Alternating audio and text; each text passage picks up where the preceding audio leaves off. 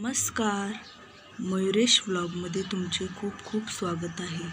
मी आज तुम्हाला मार्गशीर्ष महिन्यामध्ये गुरुवार येतात, त्या गुरुवारी उपवास करताना आपण कोणत्या गोष्टी करू नये, कोणत्या गोष्टी चुकीच्या आहेत उपवास करत असताना, ते मी आज तुम्हाला सांगणार आहे.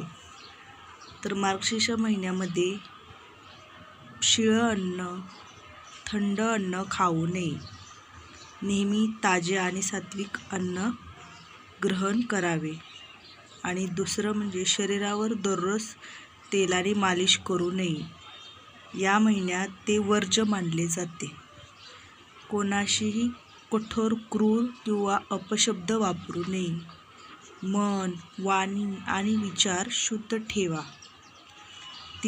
चौथं, या महिन्यात जिरे वापरणे टाळावे, त्याऐवजी धने किंवा मेथी वापरावी. पाचवं म्हणजे वाईट संगती, वाईट विचार आणि नकारात्मक कृतीपासून दूर राहावे. सहावं म्हणजे तामसिक पदार्थ, मांस, मद्य इत्यादी पूर्ण त्याग करावा. मार्गशीर्ष महिन्यामध्ये अजिबात नॉनव्हेज खायचं नाही. तसेच खोटे बोलणे, चुगली करणे किंवा इतरांचा अपमान करणे टाळावे.